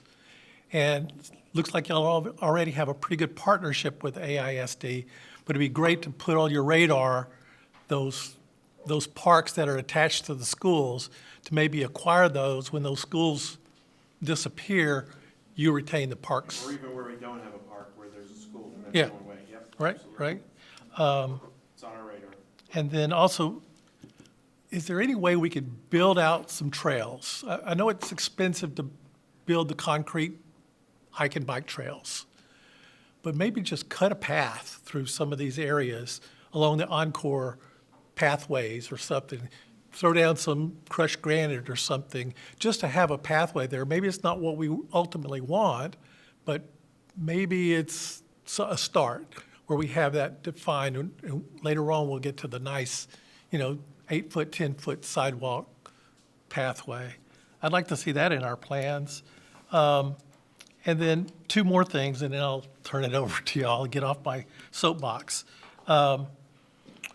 Recently, the city council, without a bond election, gave $2.5 million to a private Shady Valley Golf Club.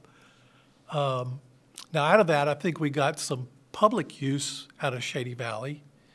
So are y'all going to incorporate that into your acreage and your parks plans and stuff like that?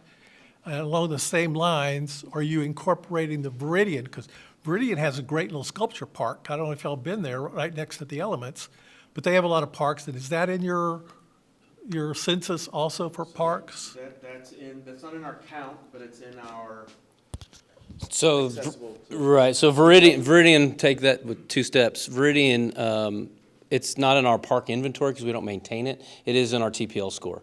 So the parks that are public, the 5 out of the 10 or whatever the number is in that TPL score.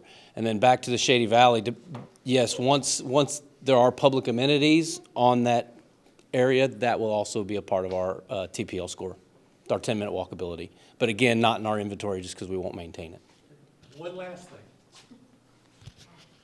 Medians, y'all are responsible for the medians.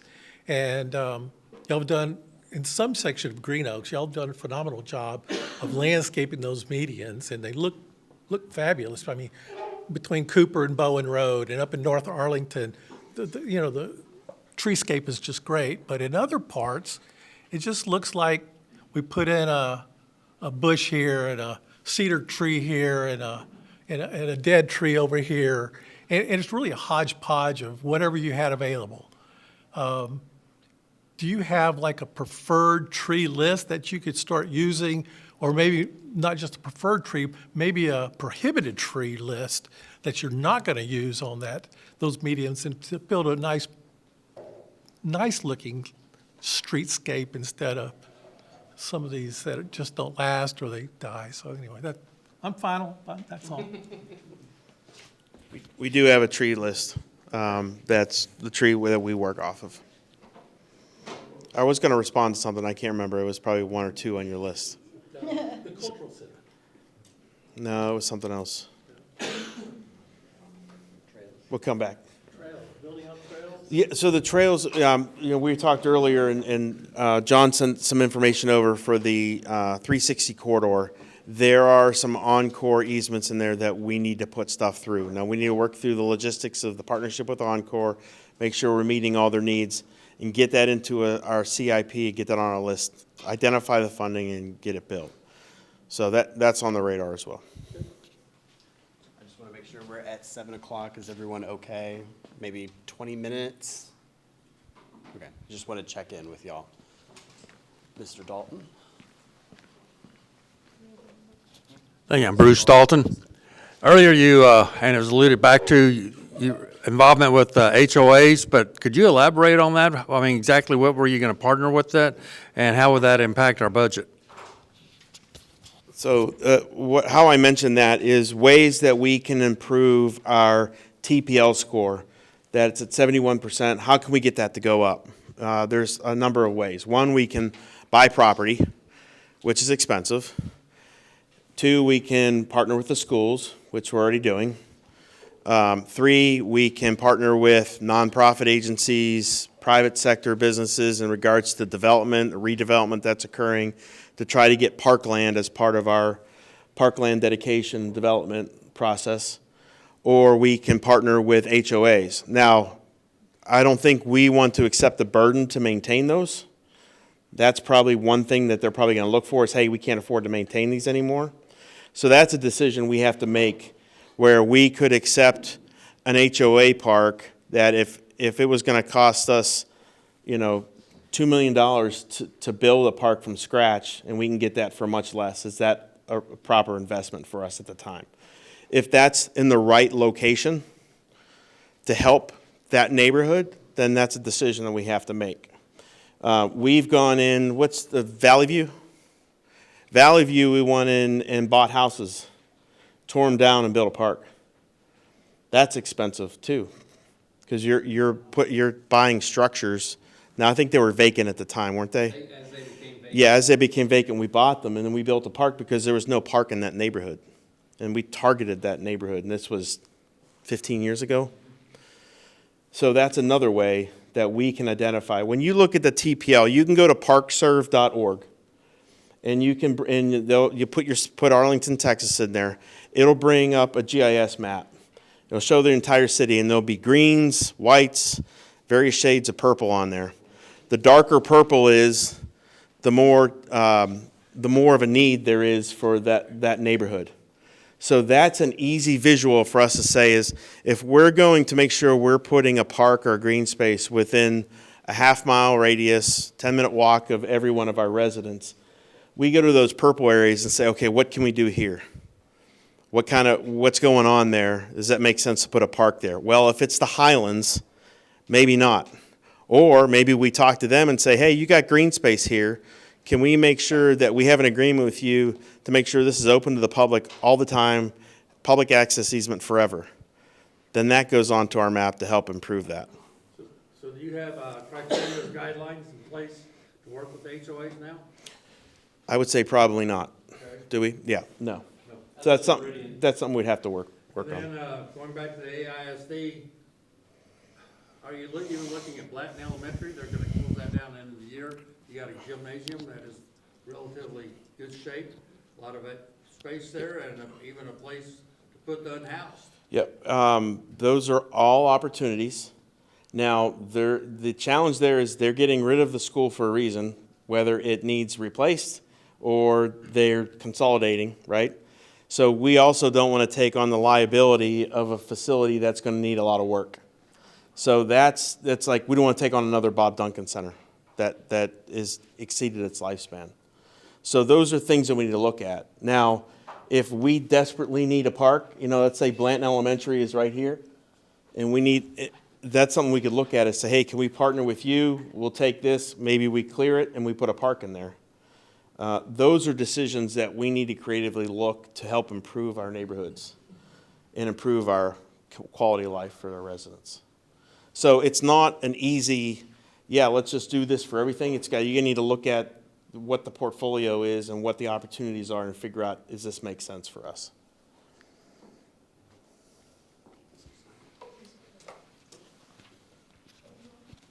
Robert Snyder. This is just kind of a probably quick question, but what proportion or percentage of the budget, I guess, annually would come from public-private partnerships or grants from different organizations that aren't the performance fund and general fund?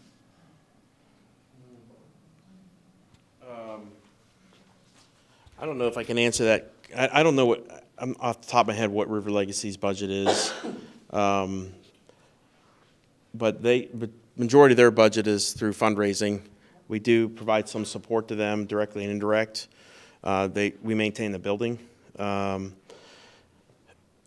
Levitt Pavilion is a partnership. They do a lot of fundraising as well. We provide support there. So if they weren't doing it, we would have to do it. So they're offsetting our operations by doing all that fundraising. I wouldn't say it's substantial by any means. Those are just two small parts of a much larger organization. But they also can focus in on those things too and do a really good job at a high level where we may not be able to focus on everything at that level. It's probably not answering your question, but. It started. Okay. Geraldine? I know I'm not on this committee. Okay. I'm gonna wind this up. I just want you to remember all these parks, the older ones that you're talking about, how you can keep them, that there is history in each of those parks. There's history in the land that it sits on, the people that it's named for, and play on that for different reasons. Some people don't, really, they don't come here just to go to the Cowboy game. They do like history. They do like to explore a city. And since we're, 150 years old this year, there's a lot we could do on that. So keep the history alive in those parks and the land. Thank y'all. And I'm going home. So Arlington is 150, 250th of the country, 30th anniversary River Legacy Nature Center. There's something else too that's an anniversary. What's that? 100th anniversary Meadowbrook.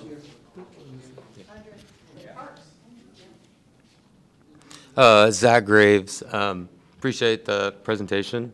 Enjoyed it today. I know for our comprehensive planning, process that we're going through, we named it Innovate Arlington because we're looking for new ways to reinvent, to think things new and sometimes bigger, but just sometimes new or different or kind of a different take on things and preparing for how things are doing. So I would enjoy hearing, maybe not even right now, just ways that policy ideas or plans that aren't just, always new things, but new ways of thinking about our parks. For instance, I think there was a comment earlier about the Highlands, for instance. And, well, there might not be any green space in that area. Well, that doesn't preclude there being a park of some place or a gathering space, a plaza. We could, I don't think we have any city-owned plazas, but maybe we could have a city-owned plaza in that area. Or we could, sure, of course, right there, yeah.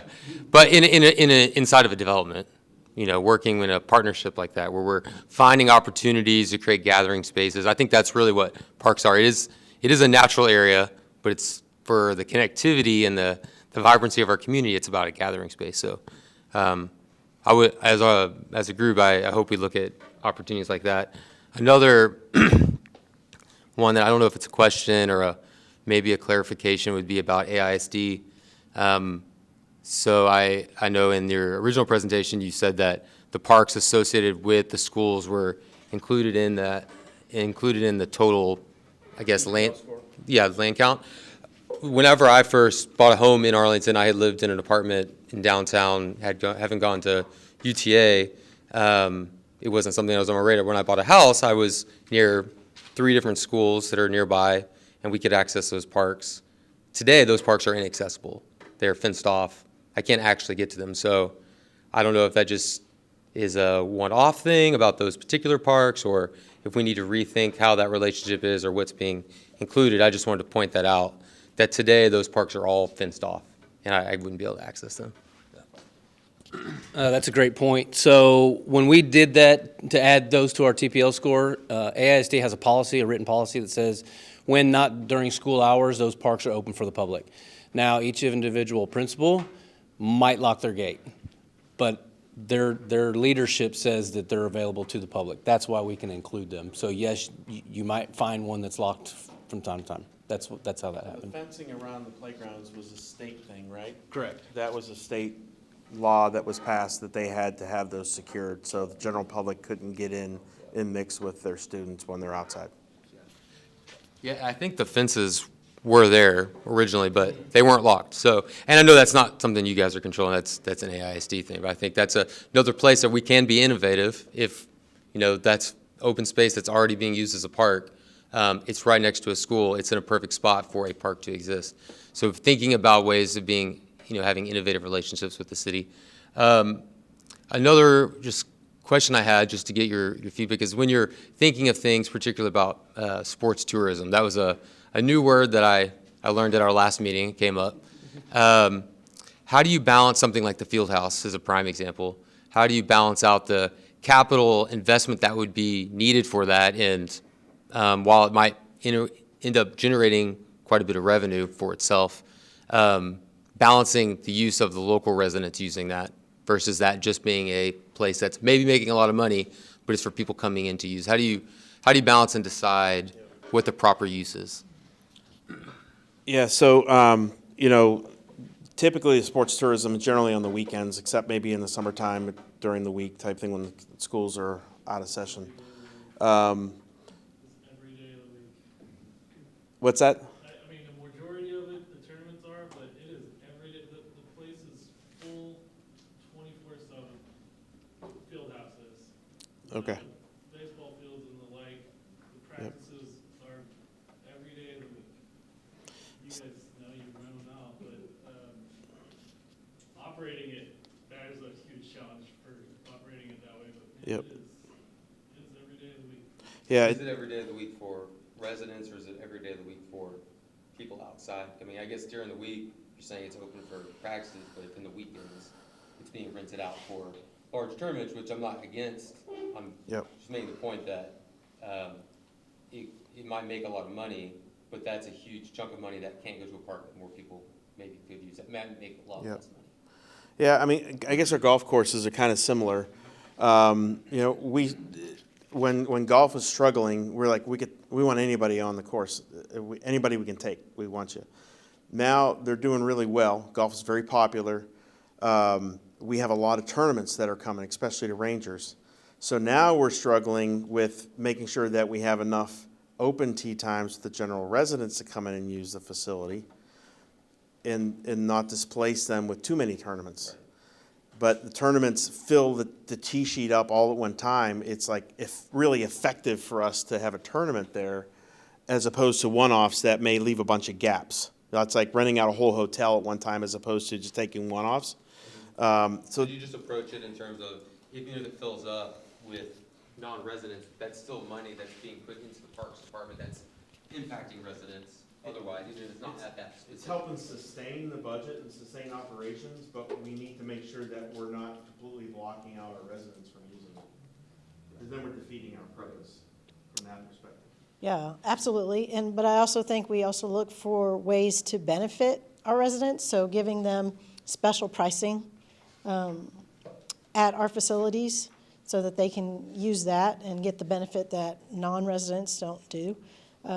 But I think also Harold Patterson is an example of how we maintain facilities where our local residents can use it. Our athletic leagues who run all the soccers, the baseballs, the t-balls, they get first choice and for whatever their leagues run, so their dates. And then after that, that's when we fill it in with the tournaments. So that's the balance that we have that everybody has to do, right? So, but we get first choice, and then we fill in. So that's the thing. I think that makes sense. I was curious on how y'all approach that. And I guess my last question, just thinking through you had the total acreage of parks. Again, all parks are a little bit different.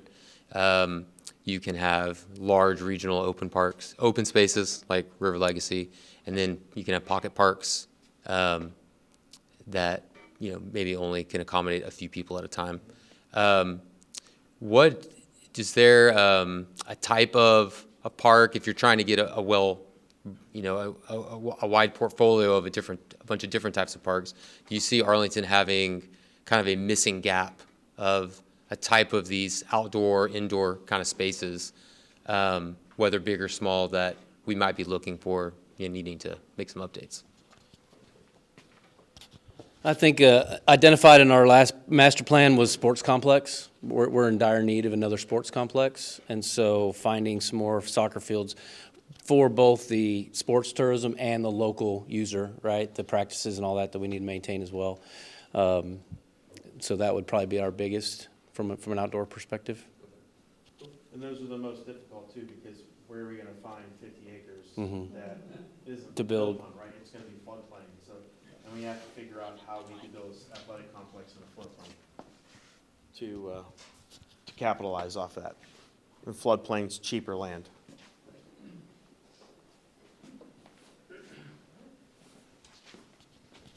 All right.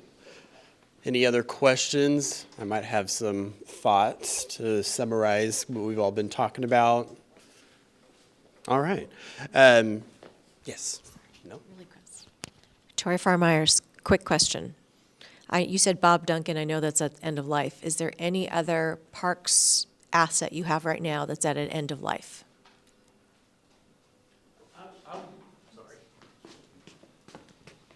I would say probably not. I think the reinvestment in, like Patterson, for example, maybe there's some fields that are past their life, but they can be rebuilt. So no, from a asset management standpoint, it would be Bob Duncan.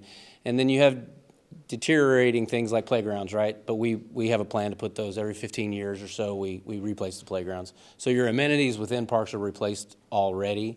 But from that perspective, can you think of any other? Well, it's not end of life, but Cliff Nelson and Dottie. Yeah, same thing. They would be Same kind of thing. a renovation. Yeah, that's a renovation. It's not end of life because the bones are good. Dottie Lynn and Cliff Nelson. So the bones are good. We just need to reinvest. Yeah, I think it's good. Beacon is a good example. There was nothing there. Beacon is very successful. East was end of life. We merged the library together, and that facility's been very successful. ACT has been very successful. The lake house, I mean, if you look at the lake house that was there, it's like, oh my goodness, that was terrible. And now what we have is just amazing, and it's constantly busy. So we've turned over a lot of major facilities, but we still need to keep going in that direction and stay consistent with it. All right. So I've got some food for thought. We can pick some of these ideas back up at our next meeting, and certainly we'll continue, my internal discussions with our lovely experts from Parks, Recreation, and Culture. But we have a couple of vision elements that come to mind throughout this discussion: connected and walkable, sustainable and healthy, and vibrant and safe. As we know, Arlington's life cycle is much not, in the fast growing. We need to really be efficient with our remaining land, as well as looking at strategies to make our existing land that's developed more efficient. So Connected and Walkable says that part of the mission or vision is not only connecting to our commercial spaces, but actually connecting our open spaces to our commercial spaces. Something that I think about a lot, especially with when Arlington developed, is we have a lot of expansive parking lots that aren't necessarily always used. Transportation will continue to evolve. We have, on a fairly far horizon, but Arlington's on the cutting edge of it, autonomous vehicles. And so we can look at strategies to assess that as redevelopment projects come in on, say, Parks Mall or any of the kind of older shopping centers that the AEDC is also going to be working on. Those might be opportunities where we can look at, smaller neighborhood parks to connect individuals that are going to our park system to actually also be right within walking distance of maybe a refurbished community or a commercial space. So that's, a policy that we can definitely look at, which would also go in hand with a lot of the neighborhood node place types that we're looking at kind of sprinkling throughout Arlington, connecting our community members. Reinvestment into existing parks was a big strength, improvement that our community members wanted to see last March. So that will certainly continue to be a prioritized policy that Michael's already shared with y'all as to kind of how that bond program works and reinvestment into our existing park playgrounds. The AISD partnership, maintaining those grounds, ensuring that, to Mr. Talambas's point, that as schools may need to restructure themselves, that Arlington isn't losing out on that prime park space, especially being that a lot of the elementary schools that have that parkland are central to a lot of our established neighborhoods. So I would say that's definitely a policy. We definitely want to continue looking at what are those big catalytic projects going to be for parks, recreation, culture, and entertainment. So I think MIG is going to come back with some good ideas. We definitely hear from y'all that there needs to be kind of an equity shared lens, where we're not placing all of these catalytic projects along I-30 and in the entertainment district, because we certainly want to spread the wealth. And so kind of balancing that, understanding that maybe placing something in the entertainment district is going to produce something that helps the performance fund for our parks and recreation, but maybe another catalytic project down south that's along I-20 to support the growth that's happening along 287. So I think there's a lot that we can look at. And then, of course, continuing to build out our VeloWeb, looking at, rearranging our preferred growth scenario map to assess, where are all of our parks so that you can actually see at a high level, where are those missing gaps? And then, all that information is of course going to be taken by the parks team to, review in their strategic plan. But I think we have some really good ideas on the horizon that will set them in a fun direction. Yeah. Tony had mentioned us to talk about the Rangers Golf Club real quick. How much do you think we paid to partner with the Rangers on the golf club? How much did the city pay for that partnership? Take an idea? Guess? Zero. Yeah, we paid zero. So that was an end-of-life project. Ditto Golf Course was old and it was underutilized. It was an opportunity to help balance sports tourism with our residents. And we were going through that process to redevelop that. And the superintendent at the time at Ditto, Rick Scott, said, what do you think about partnering with the Rangers like the Cowboys and the Cowboys Club with Grapevine in that course, for example?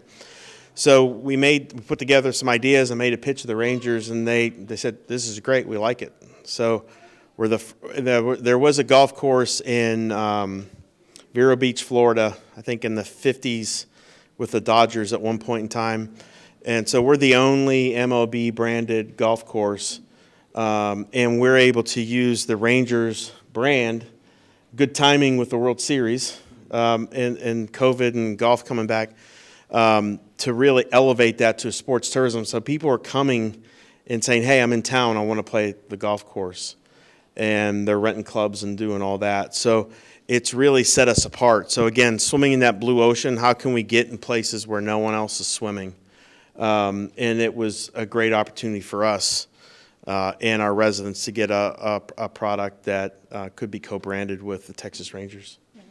And to piggyback on that, with FIFA coming in, we have lots of countries calling us directly to host golf outings for their fans that are going to be here. So again, another opportunity that's going to do that.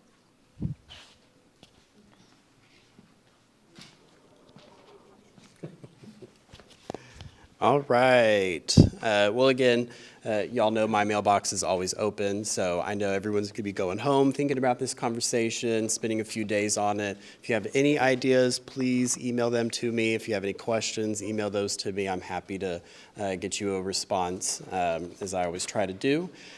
So with that, I will hand it back over to Chair. But before I do, I just want to sincerely thank y'all for coming out and speaking with us.